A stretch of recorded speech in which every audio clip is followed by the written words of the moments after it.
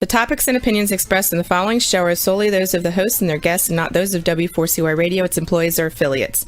We make no recommendations or endorsements for radio show programs, services, or products mentioned on air or on our web. No liability, explicit or implied, shall be extended to W4CY Radio or its employees or affiliates. Any questions or comments should be directed to those show hosts. Thank you for choosing W4CY Radio.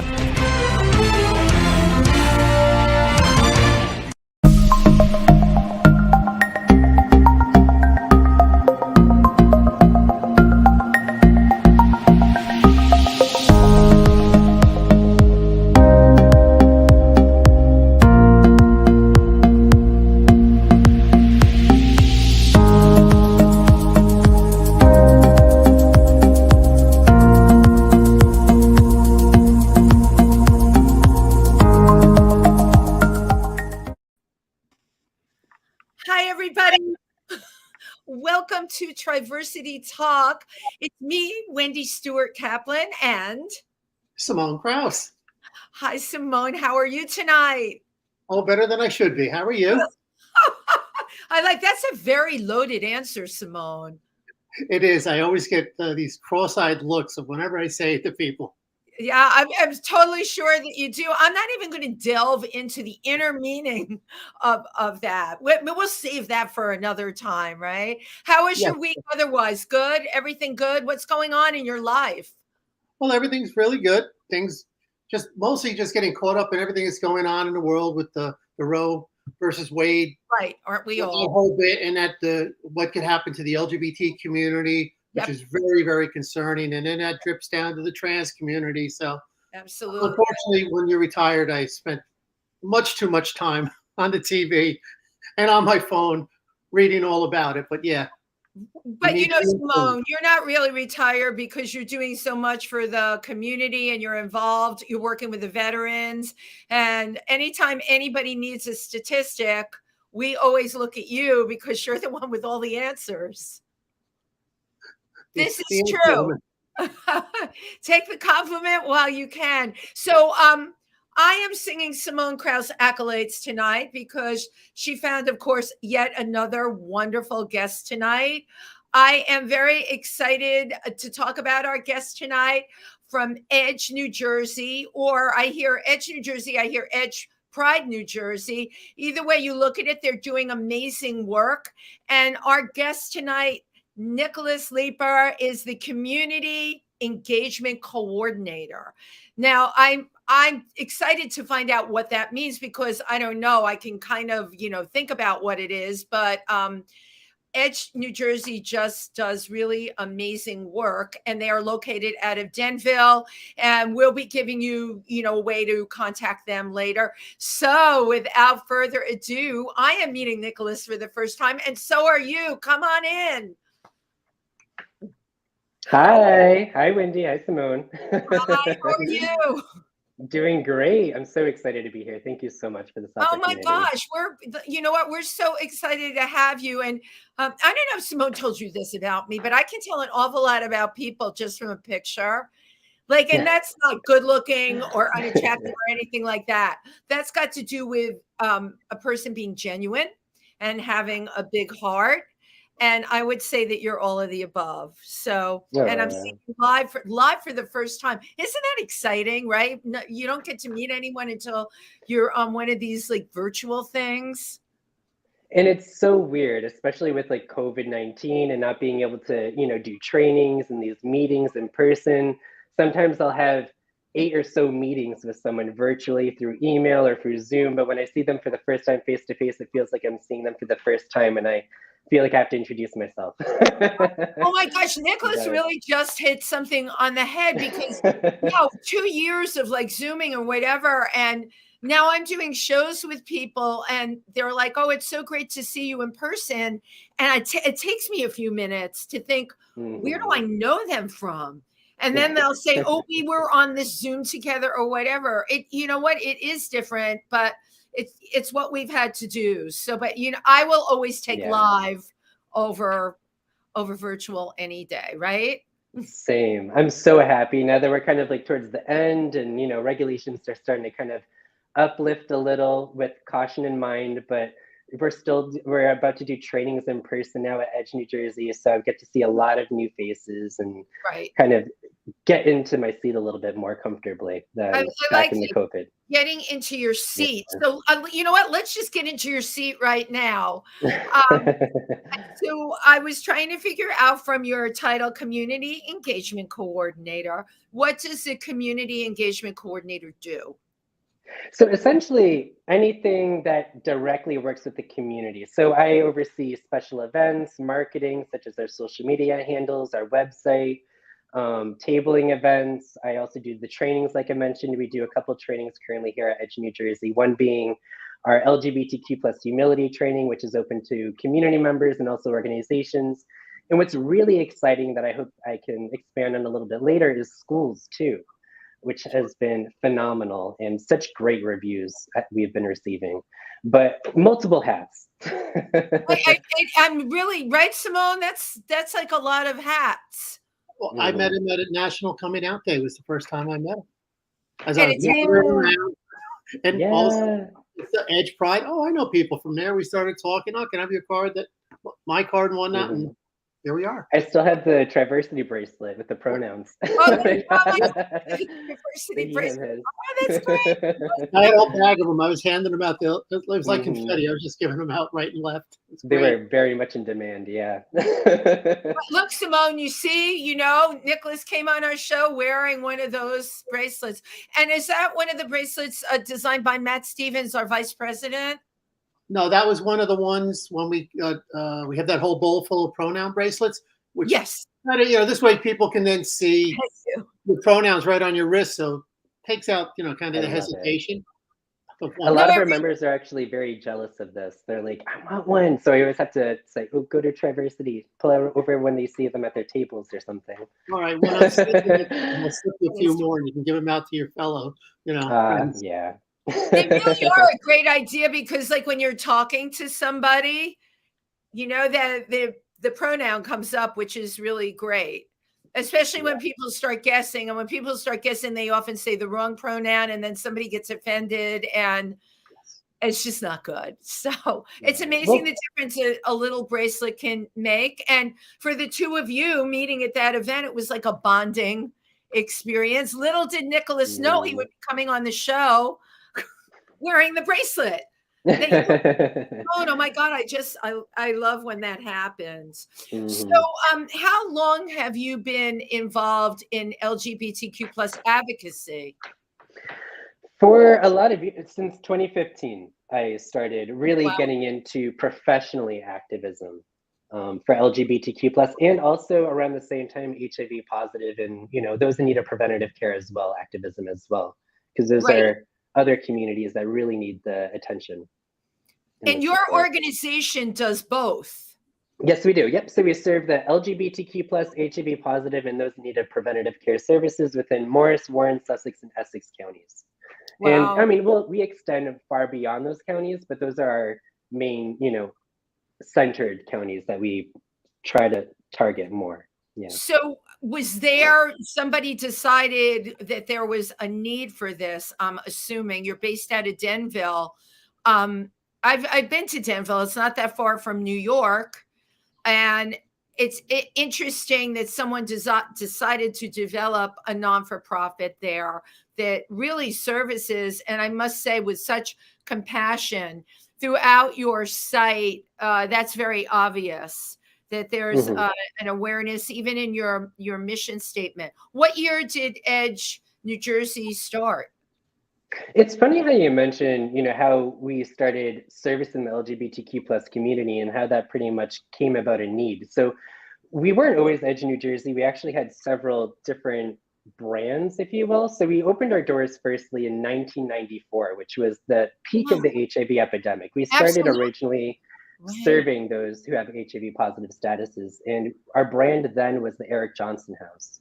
And we were based in Morris Plains, New Jersey, right by the Green. And there we pretty much just were kind of a short-term housing placement, if you will, for those who had that status. Right. And then after a while, we noticed that there was more of a need for more services, such as case management, right? There was a growing need among the HIV positive community. that went far beyond just housing needs. So we started offering case management, housing for scattered housing placement, because we were getting a lot of incoming members that we weren't able to house within our own center. So we had to expand our programming. And with that, we also had to rebrand to the NJAS. And then while we were at NJAS, we actually got more phone calls, not just from the HIV positive community and those at risk, but now from the LGBTQ plus. And we kept on getting a lot, but we had nowhere to pretty much refer them out to, because there were no other LGBTQ plus organizations at the time that were doing this work.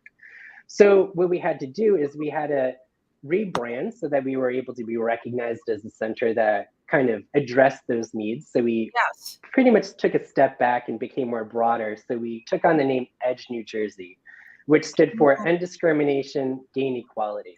And they were pretty much just rapidly growing our programming to extend to the LGBTQ plus community so we can meet those needs that were pretty much underserved at that time in this community. Right. I think it's amazing when I hear a small organization, because, you know, we are Triversity, we're a small organization. Also, it's interesting. We used to be the Upper Delaware GLBT when we first started. But I don't know how it ended up GLBT. I always, when I did tables, I would say Upper Delaware GLBT, hold the mayo, I'll take my medium rare, because it was so hard to get it all out. And then you get pushback about the G being before the L, and then there's the BT, right? And then we start, you know, sometimes we got pushback that the T should be first.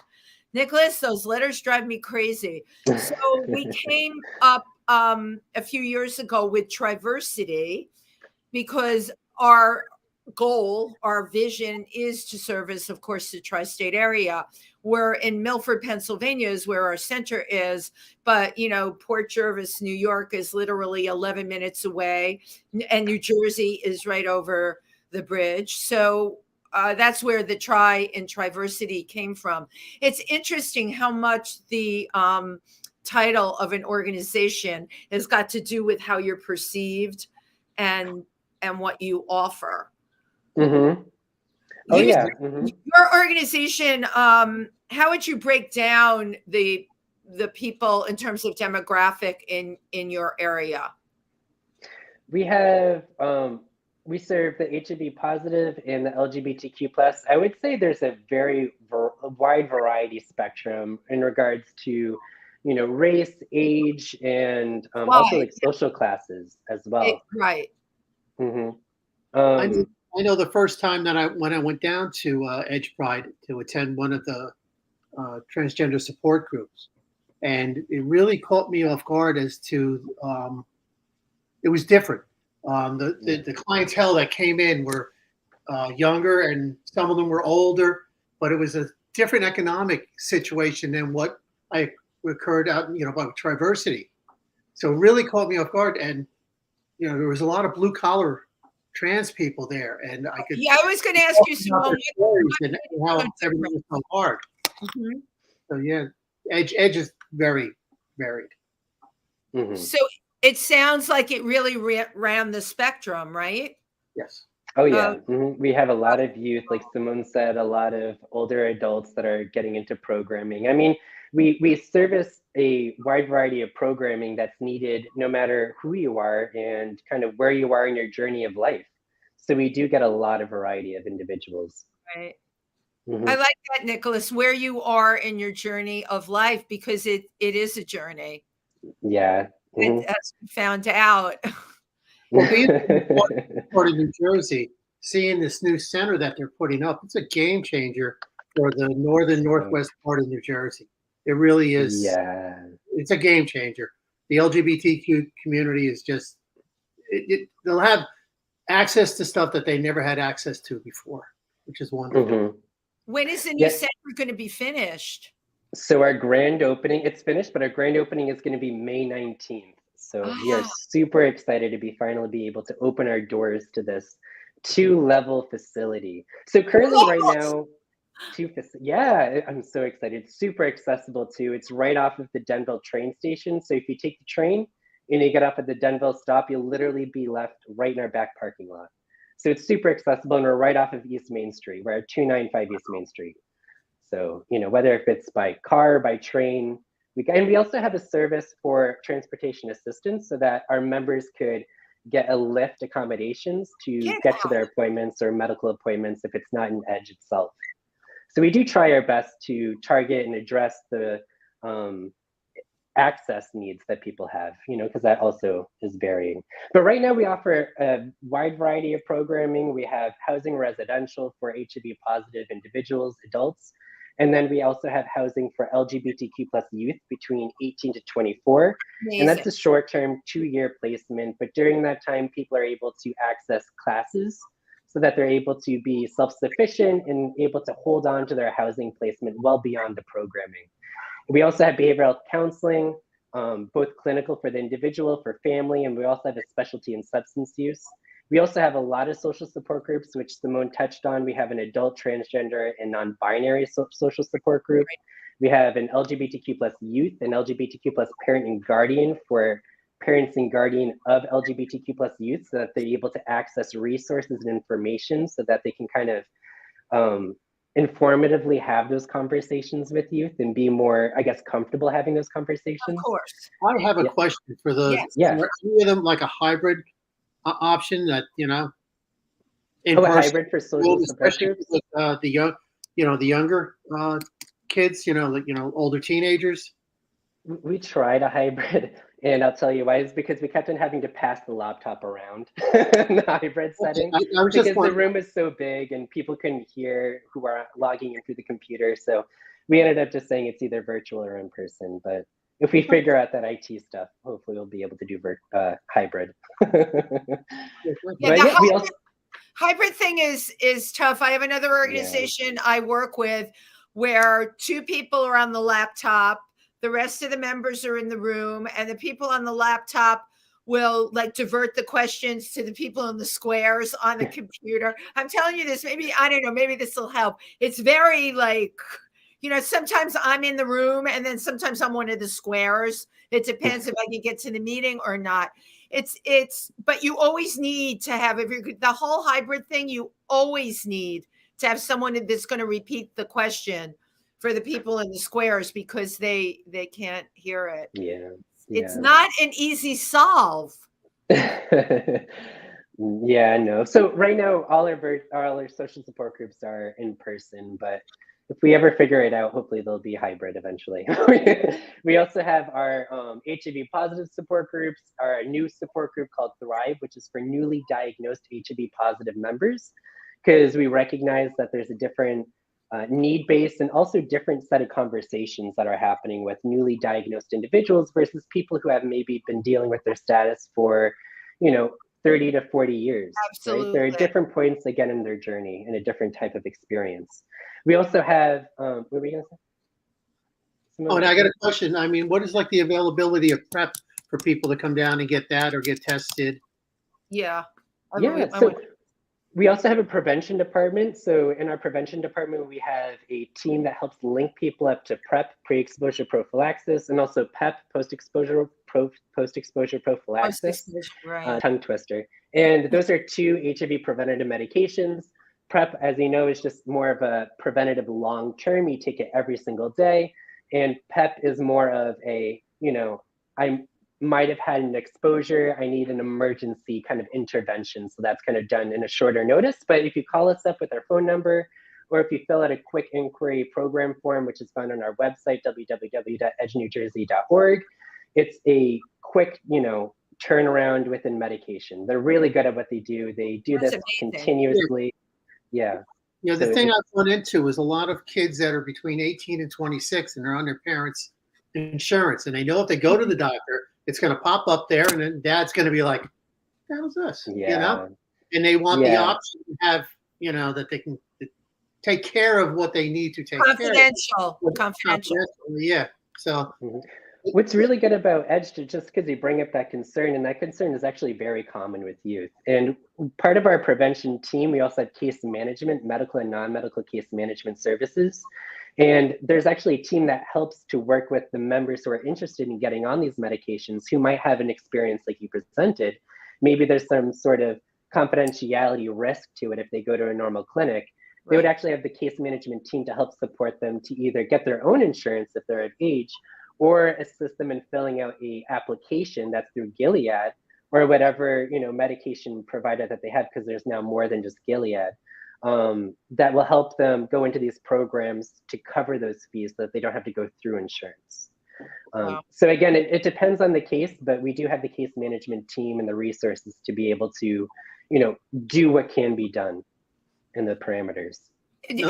Nicholas, I wanted to say, so I went through the whole AIDS era, big time. AIDS organization and everything. And a lot of my friends who are still alive, take all those medications, right? And people have been living their lives. It saddens me that you're talking about all of these HIV infections, which I've become aware of with the youth. I can't wrap my head around it. Why do you think? Why do you think the youth are so much HIV in the youth that are, they know what came before? PrEP is available. Why do you think this is? My main reason for that is because it's not taught. When you're in health class in, intermediate school, high school, there's no courses. There's not even a day within health class that they actually talk about HIV. It's essentially not even going into the different varieties of STIs. This is what an STI is, and this is how to prevent pregnancy, if you will, or different forms, right? And this is how the process works if you do become pregnant, right? But there's no, this is what HIV is. This is how to prevent HIV. These are the statistics behind condoms. These are the extra preventative medications that are out there. We live in a time and age that we have medications that it's accessible, and in some cases accessible for free, even without insurance.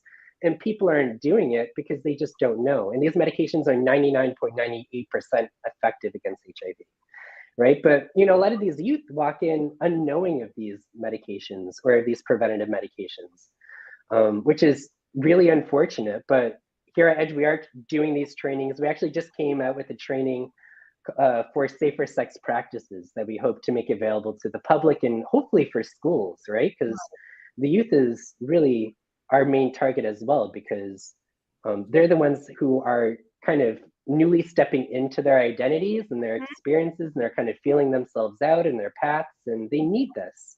They need this information. So Nicholas, my question is, and Simone will back me up on this because we are experiencing this in Milford, Pennsylvania. How does one get these programs in the school? What you guys are offering. Oh, by the way, when I use you guys, it's a broad-based term. It can be male, female, or they. But with what you're offering, right? It really is unbelievable. All right. And hats off to you.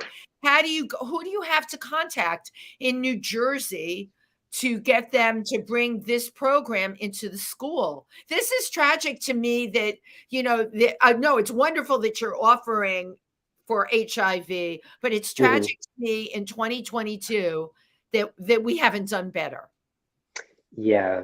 I mean, we're progressing in a lot of areas, but we're still not, I agree, up to par where we should be in 2022, right? But schools have actually been reaching out to us, reaching out to me through, looking up who we are, figuring out who we are through a lot of these wellness fairs that we've been invited to through high schools. So the word is getting out who we are and what we're able to provide to a lot of these schools, and they're reaching out. It's a little tougher with HIV, and I think it's, the whole sexual aspect to it with youth that I feel like a lot of schools are kind of sensitive on, but I've been very surprised with the amount of demand that schools have been inquiring for our LGBTQ plus humility training. Actually, speaking of schools and trainings, I just did a week-long, 4-day-long actually training for the Dover Intermediate School. And it was from 8:25 a.m. all the way to 2:45 p.m. Each day there were 6 trainings. Again, there were 4 days. And we went to every single classroom in that intermediate school in Dover and did the LGBTQ plus humility training.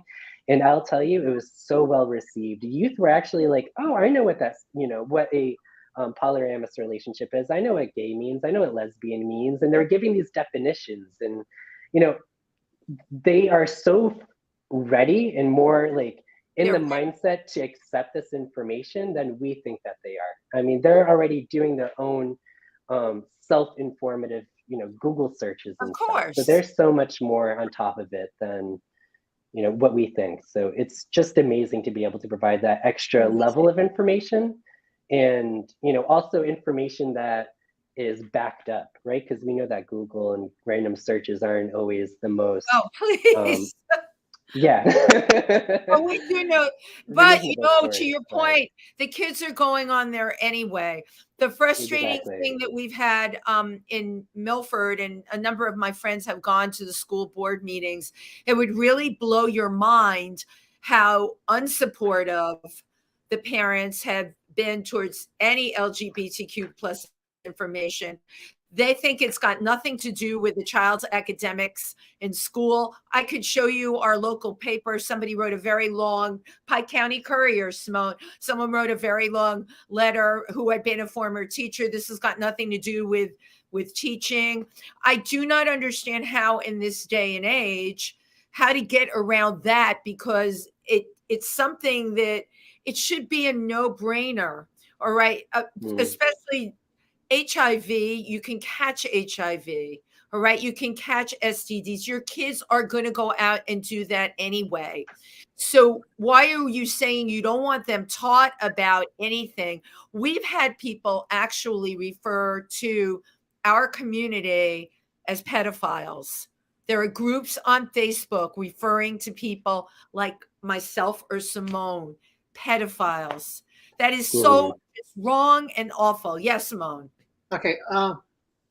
For dealing for the gender identity, especially for once they become adults, 18 years old, what could be offered at Edge for them? People that they might have been on blockers, they might be on blockers, they might have gotten to the point that now playing, I know who I am, and I want to take that step, where you could line them up for therapists and whatnot, so they can do this safely instead of, because the big concern seems to be that going in and sign consent, going in and saying, yep, this is what I am, but, oh, thank you very much, I'm starting my hormones, and people's heads are exploding over this. Yeah. Mm-hmm. Yeah, and at Edge New Jersey, we do have programming to link people up to help support them through that journey. I mean, we have a clinic in partnership with CAN Community Health, and actually at our new wellness center, they'll be on the second floor, and we actually have internal nurses and practitioners that will be able to help assist and support people throughout that transition and to get all those, like you said, HRT, hormone replacement therapy, and extra internal referrals as needed. But we're always expanding our programming for individuals who might be a little bit further along in their journey. We also have other services such as our mentorship program, which is geared towards our transgender community, where individuals who might be, on their HRT medication kind of further along in their journey, then they're able to be linked up with a youth member who might have, ideas or wants to go through that journey, and they'll be able to be linked up to an adult transgender individual to kind of relay their expertise and their suggestions and kind of support them in a social friendly aspect, other than their maybe behavioral health clinician or their doctor, right? Right. That is so critical for the young trans youth or in their teenage years to see people like myself out there that, oh yeah, I could have a, because there's a lot of hate and there's a lot of roadblocks, a lot of the anti-trans legislation. So we need to have more visibility. And believe me, that word pedophile, it gets thrown around too easily. It's getting thrown around too easily. Yeah. And it just hurts the kids. I mean, there's just too much misinformation about this in New Jersey, Right. But, visibility is so important. I grew up in Connecticut, which I was going to ask. I saw 203, so I thought Connecticut. I'm staying strong with my phone number. So many people, why don't you change your phone number? No, I'm too attached to it. I'm from the city and took away my 212. Okay, and I haven't been the same since. I actually have a block towards the house phone and the new number. I refuse to learn it. I have it listed under HOME because they took away my 212. Do you have any idea what that's like? It's like a loss of identity. Where in But Connecticut did you grow up? so Brantford, but that's right bordering New Haven, which is a little bit more known. But it's very similar to New Jersey. It's very residential. But to kind of like go back to visibility and the importance of that, when Connecticut is a lot better now, I'm talking about when I was in intermediate high school, which is the last time I was in Connecticut, which was, prior to 2010, right? We're talking about more than 10, oh God, more than 10 years now. Life flies. Visibility was not there, to be honest. And that's kind of what sparked my passion to why I'm actually here today and why I got into this professional field in activism for the LGBTQ plus community. Because when I was a youth member and I was going through intermediate school and high school, that's pretty much where people are figuring out who they are, right? And they're figuring out what these feelings are, who they like, right? They're kind of putting together their identity Who they in their are. life around those ages. And when you're in a town that doesn't have that type of visibility or support, it's extremely hard. And when you live in a, heteronormative world, which is, everyone is assumed that you're straight, everyone's assumed that you have, cis pronouns, which are like pronouns that you pretty much are born into in a way, or you have, they assume that your legal name is the name that you currently go by. I mean, that's what happens when you don't have that visibility or that support or those conversations that are able to be had. I mean, in my town where I was born, we didn't have any LGBTQ plus flags. The teachers didn't have flags on their desks or any town green flag raisings, which is why that's so important. We didn't have a GSA or a club for I was going to LGBTQ plus ask if youth you to had a go. GSA. No. No, we didn't have any of that. I mean, if you were LGBTQ plus, if you were gay, lesbian, or bisexual, you would find them, DL on the band club or in, the show productions, right? We had to make our own spaces. There were no It's such a designated cliche spaces that too. had visibility. Yeah, Wow. but I mean, like that's what had to happen when you live in a town that's not that it was not accepted, but it wasn't able to have those conversations. So it was very iffy, right? So none of that support was available. So when you're figuring your identity, you're just figuring out, okay, this is who I am, but all my friends and peers are having girlfriends and boyfriends and are able to talk about it and bring them to, social events and to prom. And it's such a different experience for youth who do not have that type of affirmations, if you will, with where they are in that time of place. What was it like for you at that time then? You had no GSA and no rainbow visibility, I'll call it. Yeah. Did you have like just a set group of friends that you all supported each other?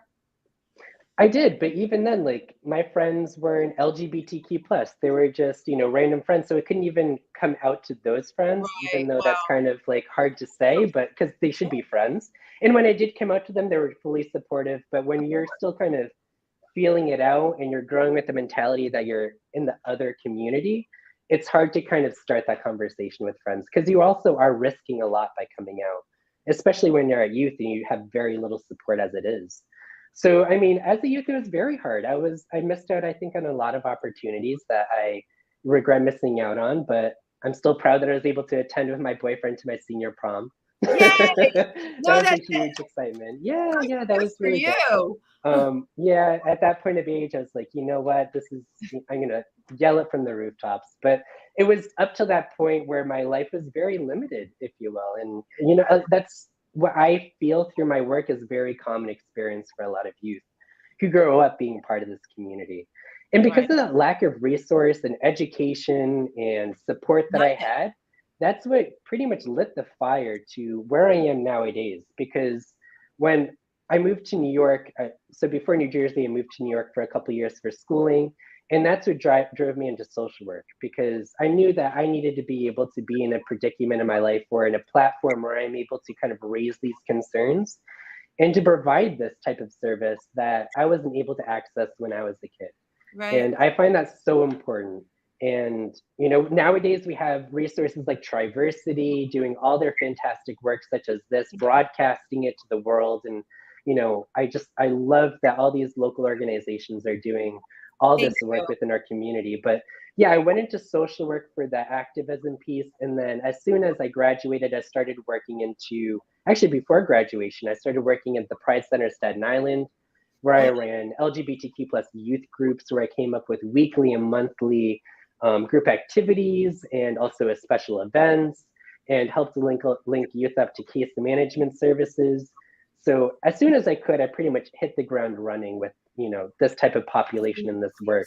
And then after that, I pretty much went into HIV care, just because that is another community that I'm very passionate about. And I did a lot of years in there. And then after that, I went to Edge, New Jersey. So a lot of the work that I do now and where I am is all just because of my experience as a youth and just trying to, you know, be that individual, be that adult that I wish I had when I was a youth member. I cannot tell you how much it would have changed my life if I had an adult coming in from an organization into my intermediate class to give an LGBTQ plus training. I was outed in my school for who I am because I went on, if the training's not presented, like we were talking about before, people do their own research and their own kind of scouting out information to figure out who they are. So that's exactly what I did. And I did that on the school computer. And because I typed in gay, bisexual, and yeah, right. But because I typed in the hotkeys, gay, lesbian, bisexual, it was actually picked up by my school and as a negative thing. And before I knew it, the next day I was called in for my class to go into the principal's office. And so I went to the principal's office. And when I opened the door, there was the principal, the vice principal, 2 guidance counselors, my 2 teachers, the teacher and the co-teacher, my mom, my stepdad, my dad, and my stepmom. That's like almost 10 people in one room. No, and there's sorry, me, that's like being outed by 2 people. a 13-year-old How awful. coming into this room. And they were like, do you know why you're here today? And I had to, like, you know, explain myself and everything. But, you know, it's also like the information is not just also for the community, it's also for the staff workers to be able to learn how to do these situations right, in the best practices. Because I was out and I didn't get the chance to come out. And that's what happens when you live in an area that these conversations are meant to, or aren't able to happen, right? Certain things kind of don't go as planned, if you will. But Nicholas, you went to school, college in the city? New York City? Yeah, I went college years in Staten Island. Yeah, college in Staten Island. I'm sure. So I grew up in New York City. That's where I'm broadcasting from now. Being with Triversity is a very different experience for me than how I grew up here, because I've told people this, that when my friends came out, they didn't come out. They just were out.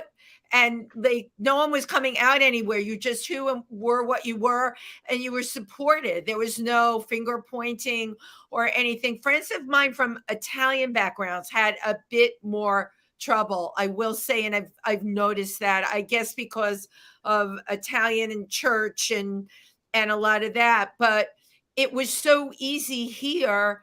And then I hear stories, as Simone does all the time, and my God, the thing with the principal calling in 10 people, I'm sitting here and I'm just cringing at what you're saying. Yeah, but again, people who aren't informed on what to do, they pretty much kind of overreact, right? Because they're linking up, okay, this is a youth member, and they're searching gay, bisexual, and lesbian hotkeys. They put 2 to 2 together and they said, oh, it must be something sexual. It must be something, you know, that we need to inform other people about, right? When it's just a youth member trying to figure out where their community is and to learn more about themselves, right? I got a question. It's just not, yeah. Yes, okay. We're going into the schools and stuff and coming in, you know, with different adult age groups for teaching and trying to, you know, explain this. You find about an age where from there above, it's like they're clueless. And from there down, it's like, oh yeah, no problem. You find that like age, like maybe the Gen X is to the millennial type of age, right around age 40 and above, they're a little less accepting. It gets more or less accepting the older. Yeah, I mean, and that's also because socially we're progressing in a type of way where now, such like what we're doing, I'm seeing now when I go to schools, even prior to doing humility trainings, I'm seeing like love is love signs on the boards, or I'm seeing like little pride flags, right? There are a lot more safer spaces. I mean, there's still a level of coming out for a lot of youth still, but it's still a little bit more talked about and accessible. And there's also a lot of visibility on TV shows now and in movies, Right. where these conversations are able to happen, that maybe later generations, they grew up in a time where it was even like not okay to say the word gay, right? Which unfortunately is happening in certain states. Right. Go back to Florida now. You can't say yeah. gay. But that was across the board back then. So I think it's more of a conversation. I'm sorry. The good thing about being in New Jersey, they have a lot of laws and policies here to protect these kids, so that if they come out at school, they're not getting outed to their family. They'll put them with a counselor and talk to work it out, because 40% of households don't accept LGBTQ, and there's a lot of states that are banning that. And New Jersey, fortunately, it's one of the brightest spots of our state in the teaching, system is that. New Jersey's really good. I have to give it up for New Jersey with the amount of protections for the LGBTQ plus compared to a lot of other states. We're pretty, I mean, there's a lot of advocacy work to go, but that goes across the board globally, but we're still, very progressive. Yeah.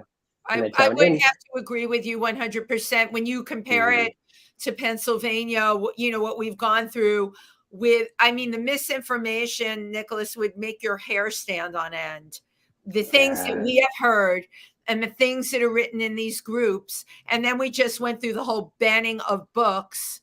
These books that they're banning are, you just can't even imagine.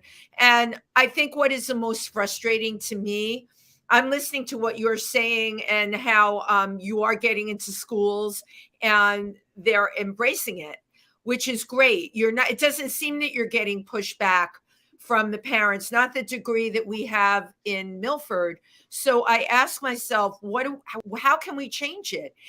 Does it all boil down to people's political beliefs in the end? I think there is a lot of sensitivity towards, political beliefs, but it's all about where to start, right? What's your pitching line for a lot of these parents, and to kind of meet them where they're at. We've had to do a lot of adjustments to the training so that we're able to give the minimum of the information, the necessities, right? The structure, so that we leave the youth with a grounding of kind of where to start their self-informed journey of searching, right? From that point on. But it's about where to kind of, meet the need of where they're at. That's essentially what we're able to do. I think it may be easier when I'm learning from all of this. And again, I'm always learning. I live in New York City most of the time. It's all a hell of a lot easier here. We deal with different issues here, but nowhere near the scope of what I have seen in Pennsylvania, which to me is comparable to what I'm seeing in Florida. I love everything that you've been saying on this show today. I want to give Edge New Jersey like a thumbs up, 100%. If we, of course, have anybody in your area, we're sending them to you because of what you can offer. Thank you. On my final countdown, my producer sent me my 5-minute warning, and I saw it. I never see it. So, Nicholas, now the floor is yours, okay? What would you like to say? And I only have 5 more minutes to say that? No, you whatever you want to say. I would have to say, you know what? You have to trust your gut, right? If there's going to be a lot of different remarks, there's going to be a lot of different reactions you're going to get in life, and, reviews on your identity. It is your life. You just have to find a way to accept who you are and where you are in your journey, and just get informed, right? Be your own advocate is the best advice that I can give you. And personally go search out resources, right? If Edge New Jersey isn't in your local county or accessible, go figure out where else to go, right? Research maybe Edge New Jersey, and we'll be able to refer you to a closer Pride Center where you'll be able to get those services or that support or that programming that you'll need. But it's so important to keep your authentic self true and alive and true to yourself. And I wholeheartedly agree, as I know Simone does. I know that's what our aim at Triversity is, just to really be able to support the kids support the area, because I think what we do really, really is needed, absolutely needed. Well, my gosh, Yeah. thank you so much for coming on. My thing that I always do, I always take a picture. I know this is really hokey, but when you get to know me, you'll understand. I'm kooky. Oh, I love it. Yeah, everybody look at me and smile. One more. Great. Made my night. I can't thank you enough, really, for coming on. And I have to thank Simone. Simone Krause is a force. She's an absolute force.